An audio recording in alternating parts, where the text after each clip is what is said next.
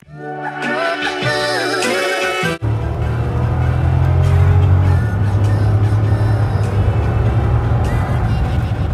going on, guys? All right, I got a little thing here. Last video I saw of James Best, he said something to the extent of if you don't stand for something, you stand for nothing. So, or you'll fall for anything. So here's what I stand for. I stand for opening the economy back up, and I'm going to get into that here in just a minute. I'm just getting ready to get going home for the weekend, and then I'll get into it.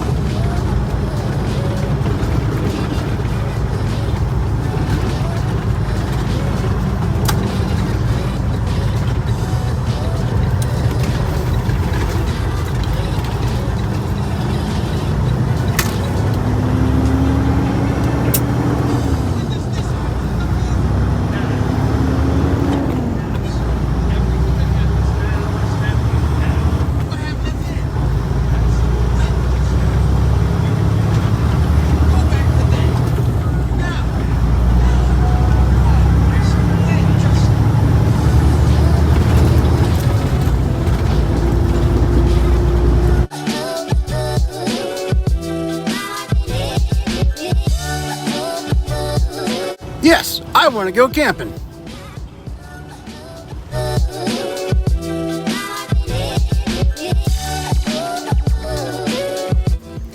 Cannot forget to turn off my inverter.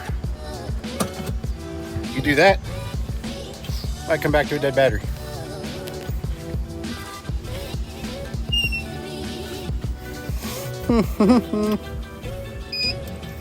Perfect. God, it's muddy out here. Muddy as hell, but beautiful sky. Beautiful sky.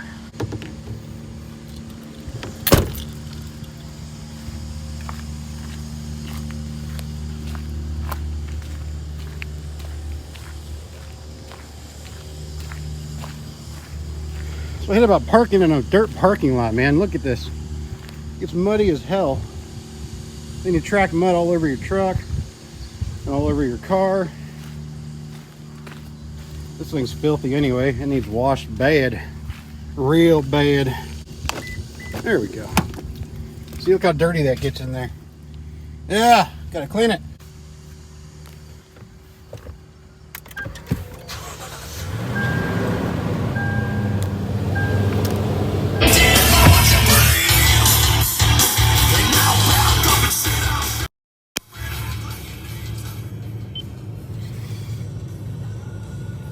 While I'm in this muddy little soggy parking lot, because I haven't tested the 4-wheel low in this thing yet. I just want to see how it feels. So we'll go ahead and try that. We'll try this 4 low and see how that reacts in here. Can't do that on dry pavement very easily, so let's just give it a shot. What the hell?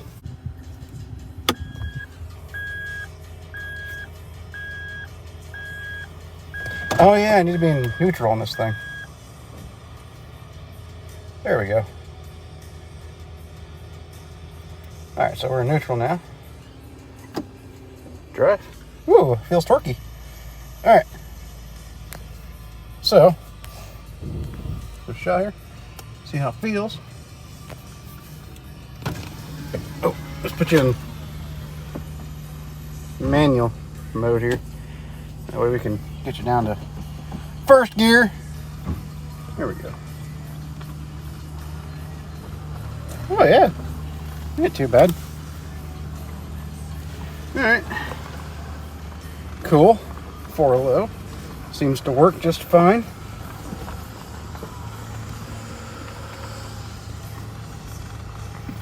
Okay, nice, nice, nice.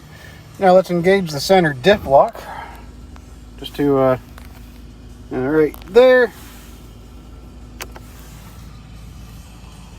Now that's flashing. Alright. See what we can do here. Oh, maybe that has to be neutral too. Let me see. Yep, there we go. It's a lot different in this thing than it was the Jeep. The Jeep was a lot simpler.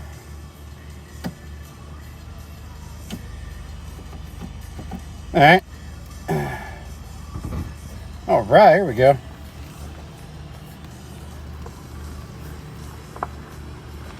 Now we're talking. Good deal. All right. Yeah, that makes us to get this thing out on a trail. All right, cool. Now we'll do that in reverse. Let's put her back in neutral. There we go. And we're gonna hit this little guy here. All right, that's off. And then we're gonna put her back in high. All right, we're locked in. Sweet. Cool. Oh, get her back in drive. There we go. All right. Yeah, that's not too bad. I'm anxious to get this on the trail. I know a lot of people are going to think I'm nuts for taking this on a trail, but it's a very, very sophisticated trail machine. Yeah. To the truck before I forget, and then we'll be heading home. I really don't want to. Let's see. God, I don't want to walk through all this mud. All right, let's see here. I'm talking about going four-wheeling, and now I'm complaining about going through mud. I'll tell you what, though. The places I like to go four-wheeling aren't muddy. Moab, Utah, not very muddy. It's mostly rocks. All right, that works. That is the literature right there for this car. I had to order that off eBay, and look how thick that is. All sorts of different booklets for this damn thing. It's too complicated, man. That's one thing I did like about the Jeep, was it was just so much more basic, so much more simple. But I have always wanted one of these, so I'm not really complaining. All right, time to go. Going home for the weekend. We'll see that truck in a couple days. See if it'll stay. Stay, phone. Stay. The last video I did, I talked about how the truck was being serviced, and they hadn't gotten done with it yet.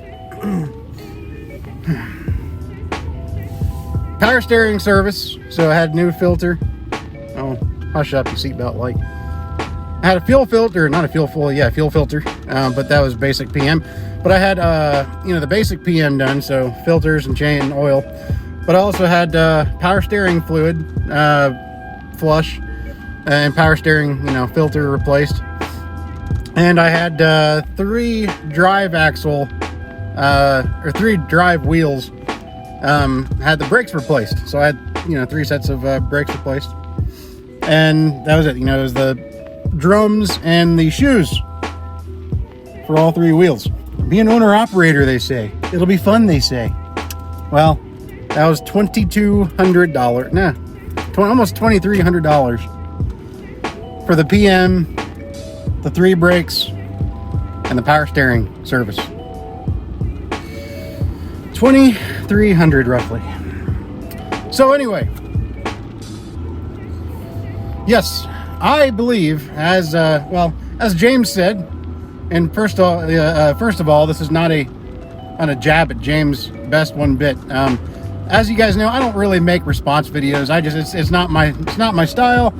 I stay out of that light for the most part, because it's just not my thing. I like to make, whenever I do make anything, I like to make just simple vlogs with some happy-go-lucky music and everything. All that fun shit. I like doing that. I just do. But there are some things, as he said, if you are passionate about, you need to stand up for and voice your opinion, or else what is the point of having a YouTube channel?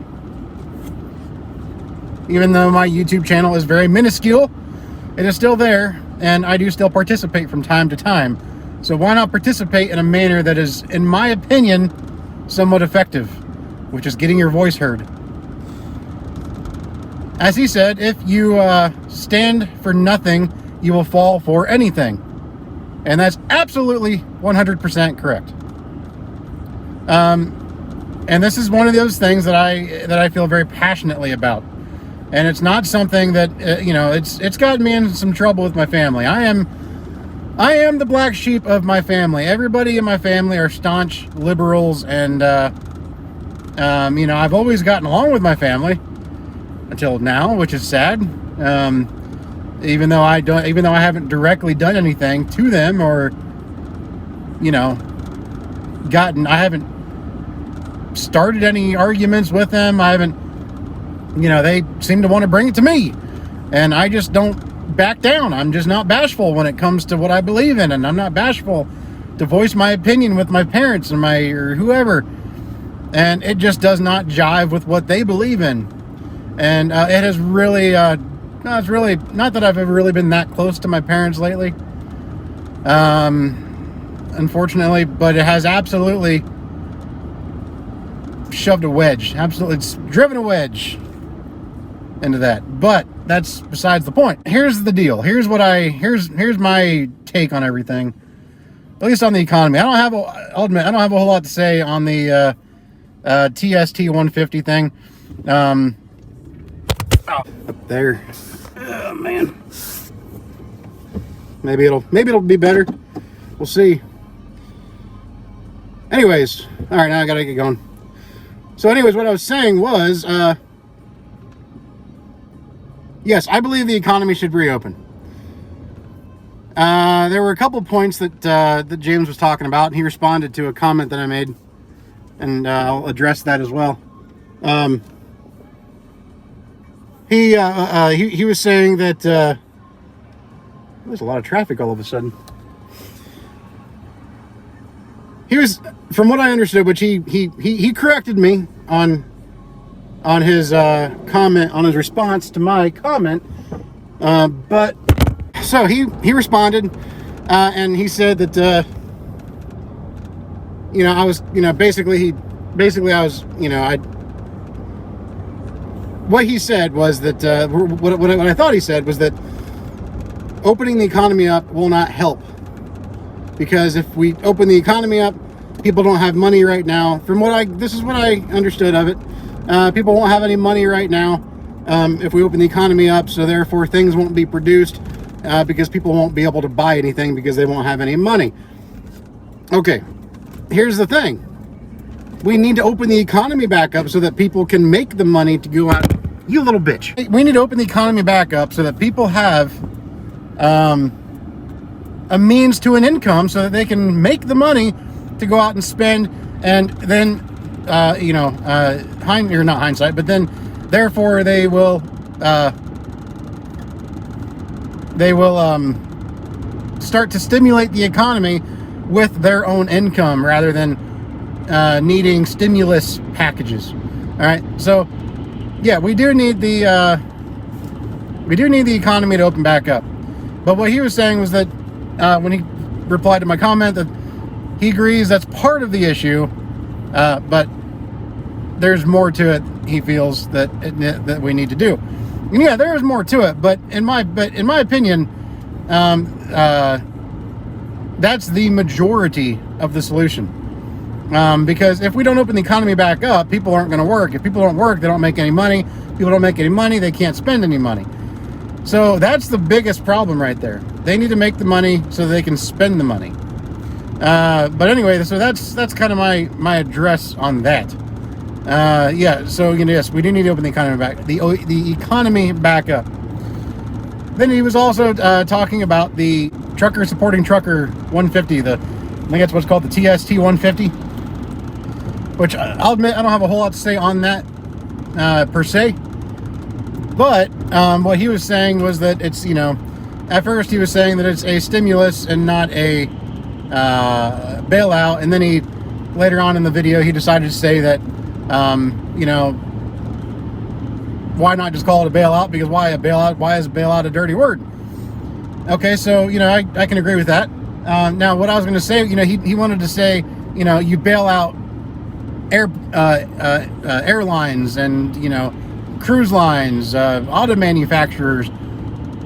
You bail those people out, but people like us, for some reason, the buck stops there between the stimulus and the bailout definition. but and then it starts being called a stimulus. At least that's what he was at first saying. But no, and to me, it's a distinction without a difference, because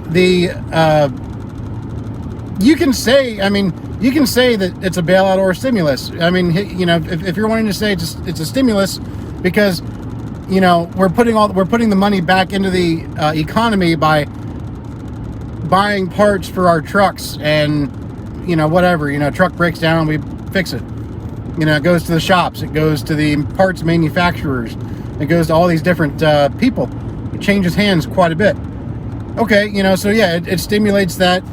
It stimulates the economy in that regard. But when you bail out a large corporation like American Airlines, or Carnival Cruise Lines, or GM, when you bail those people out, you bail them out so that they can continue to employ thousands of people. And then what happens when you continue to employ thousands of people? They then make their money, and they can go out and stimulate the economy. So it's a cycle that, it's just a bailout is just kind of at a grander scale. So you're still bailing out. You're still stimulating the economy. It just, the money kind of has to filter through a few different levels, so to speak, before it gets down to the employees, who then go out and stimulate the economy. So it's all the same thing, really, in my opinion. It's just different scales. But I'm seeing a lot, and yeah, I again, this is not. I don't know if I said it clearly earlier. This is not a jab at James. I like James. I respect a lot of what he says. Whether or not he's, I guess, I don't know if he's actually more in line with a socialist ideology. If so, then whatever, good for him. I don't agree with that so much, but if he is and he admits it, then great, whatever. Yeah, I have a lot of respect for a lot of stuff that James talks about on the channel. So again, like I said, this is everything. I'm not. This isn't something to attack anybody. And like I said, I don't make response videos very often because it's just not my thing. But again, I just wanted to make this response video, kind of a friendly debate back and forth. And then the whole camping thing, that was kind of a joke, because I do talk about wanting to go camping on my Facebook page. And I have griped about how we can go to Walmart, but we can't go camping. And then you had James throwing beer cans and ashtrays all over his garage or wherever he was on Sunday night, ranting and raving because of people like me talking about that on Facebook. That's all good and swell. It was funny. I thought it was hilarious. But he's right. I mean, it is what it is. So I don't know if he saw I'm not sure if he saw any of my Facebook posts about that, or if that set him off or what. But I'm sure there's more than just me who talks about that. But anyway, I see on Facebook too, like weird, things that nobody can prove. All right. Things about this whole disease that people cannot prove right now. One of these, they're all projections. And a projection is just an assumption, with, a college degree behind it. People are, projecting that they say if we open the country back up right now, all the states, by July, we could have 350,000 deaths. I don't see that happening. I'm just an imbecile. I realize that. But if you look at states like, South Dakota, for one, I think they have like a total of about 127 deaths. And, they didn't even close their economy down. They remained open. Everything remained open in South Dakota. And also, too, Andrew is the governor. I always get Andrew and his brother mixed up. But Andrew Cuomo admitted that of the hospitalizations in New York, his state, 66% of those that they questioned were adamant stay-at-homers. Very adamant about wearing masks. But the 66% of those that were hospitalized that felt the need because they were severely sick, they're the ones, they accounted for 66% of those that were at the hospital. And I think somewhere around 20 or 25% accounted for essential workers, people that mingle with people daily, and are actually the ones that were said to be at risk. But yet they accounted for a vast minority of the cases in the hospital. So with that data alone, it can be said that opening the economy back up is not going to create such a massive incline or influx in deaths. And then you have cases like Georgia, when they were the first state to, I believe they're the first state to reopen. And 2 days after that happened, you had people posting links saying, look, Georgia, they reopened. Georgia reopened, and their deaths have gone up, and their cases have gone up, and oh my God, they have so many more cases now that they reopened, But anybody with an ounce of common sense can look at that and say that is a line of BS. The reason it's BS is because it has a 14-day incubation period. Okay? This virus, that's what scared everybody from the get-go, was the fact that this has a 14-day incubation period. That is what made everybody want to wear masks, because you can go 14 days and have it in you and not even realize it.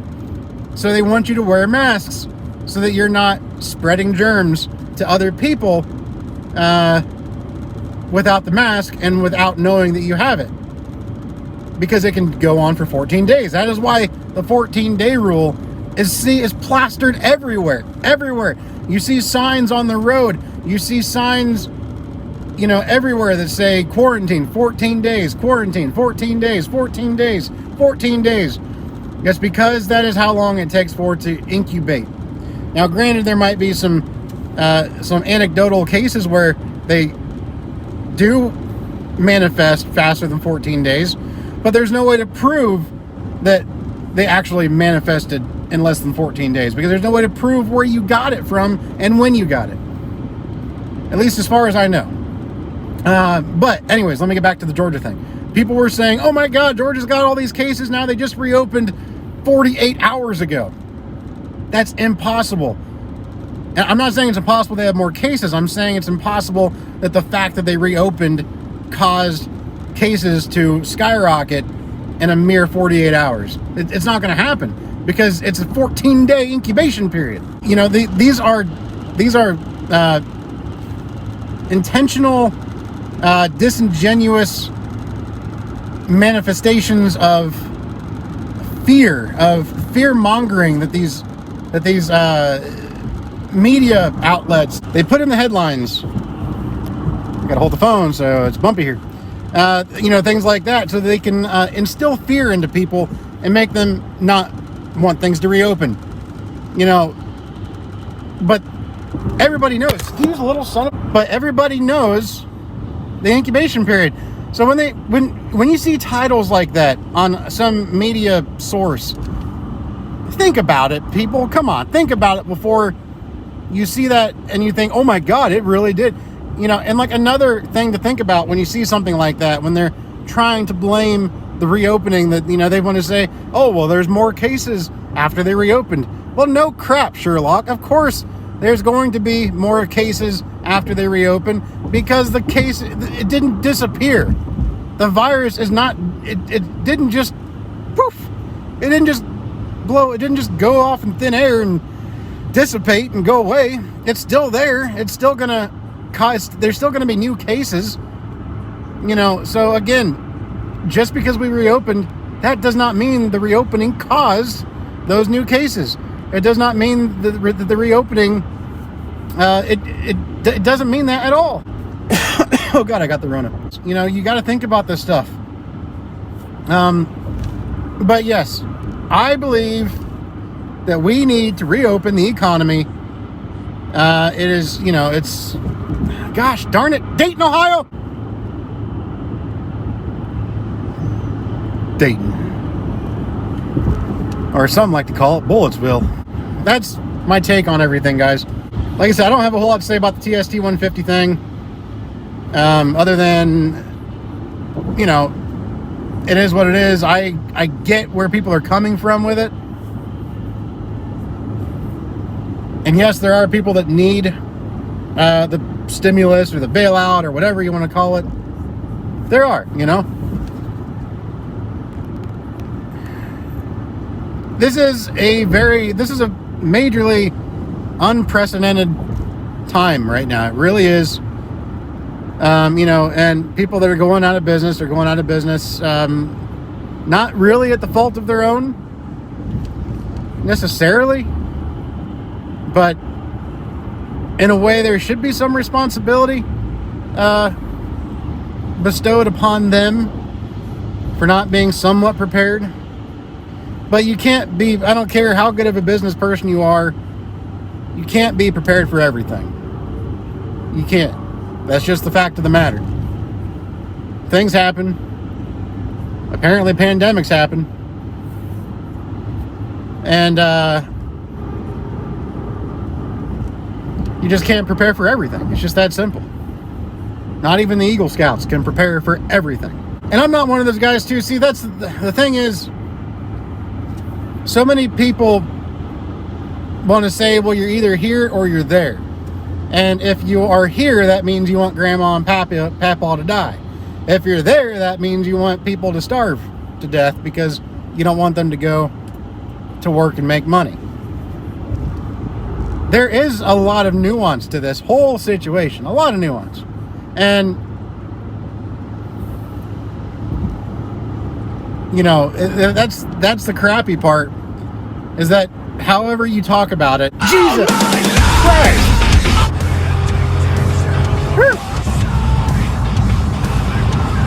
What is that goddamn Honda right there?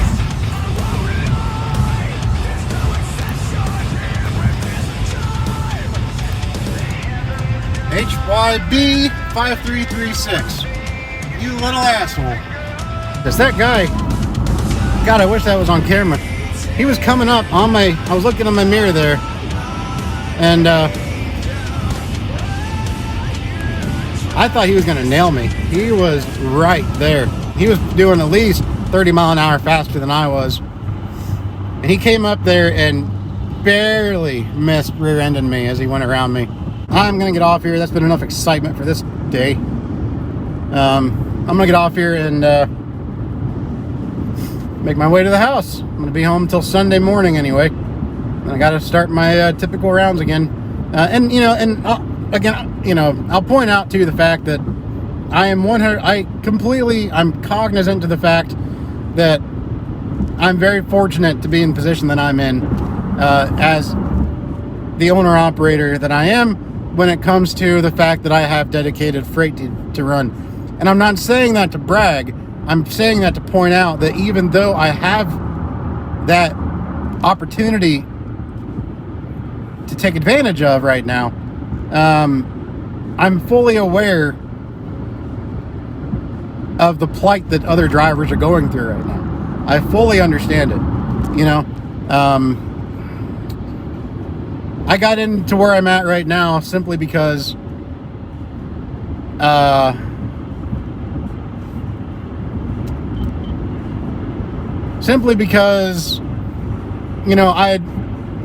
had moved from dry van to step deck, right? And when I was trying step deck out, I was making, good money with step deck. The rates are a lot better.